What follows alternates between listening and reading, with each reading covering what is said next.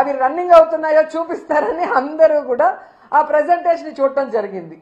కానీ ఆమె చెప్పిన విషయాలు చూస్తే చంద్రబాబు నాయుడు ఒక్క మెడికల్ కాలేజ్ కూడా కట్టలేదు, దానికి ఆలోచన కూడా చేయలేదు.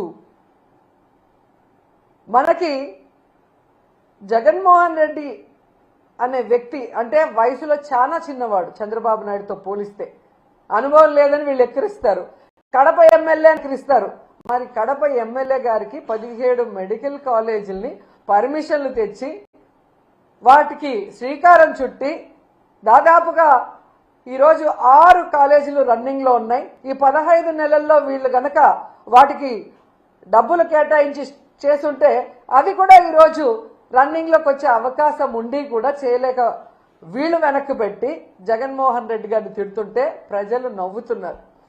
ఒక అనుభవం లేని మొదటిసారి ముఖ్యమంత్రి అయిన జగన్మోహన్ రెడ్డి గారి వల్ల కట్టడం చేతనయ్యింది, విజనరీ ఉంది, సీనియారిటీ ఉంది అని చెప్పుకునే చంద్రబాబు నాయుడు వల్ల 4 సార్లు ముఖ్యమంత్రి అయి కూడా ఒక మెడికల్ కాలేజ్ ఎందుకు కట్టలేకపోయారని ఈరోజు ప్రజలు ప్రశ్నిస్తున్నారు.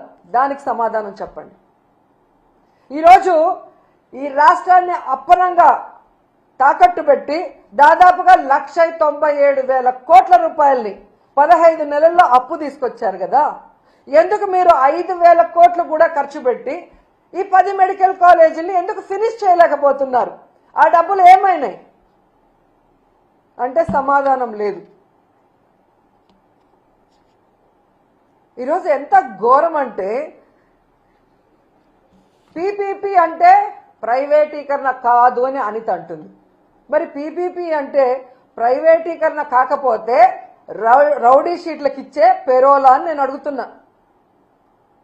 ఎందుకంటే పీపీపీ అంటే ప్రైవేటీకరణ అని అందరికీ తెలుసు. మరి ఈ పచ్చ నాయకులకి ఎందుకు తెలియట్లేదో నాకు చెప్పాల్సిన అవసరం ఉంది.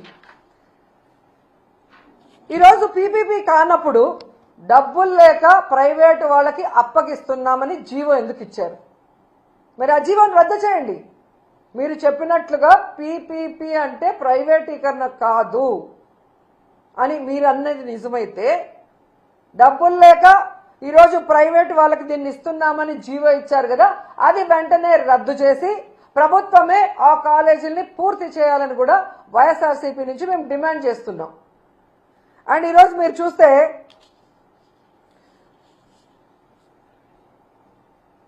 ఈ అనితతో పాటు ఇంకో ఆవిడ తయారైంది, సవిత. మొదటిసారి ఎమ్మెల్యే అవగానే మంత్రి అవగానే కొత్త పిచ్చోడు పొద్దురగడు అంటారు చూసావా, ఆ విధంగా ఉంది సవిత ప్రవర్తన.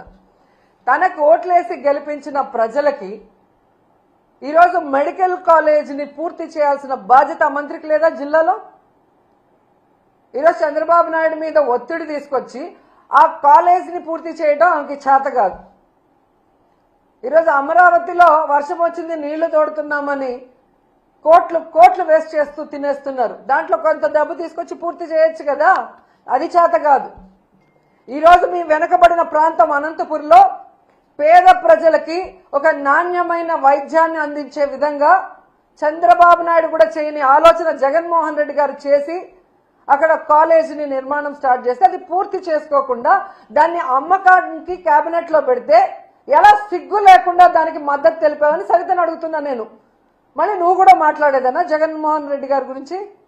నీకే అర్హత ఉంది? నీకు ఓట్లేసిన ప్రజలకి వెన్నుపోటు పొడిచి చంద్రబాబు నాయుడు చెప్పేదానికి గంగిరెద్దులాగా తల ఊపుతూ జగన్మోహన్ రెడ్డి గారిని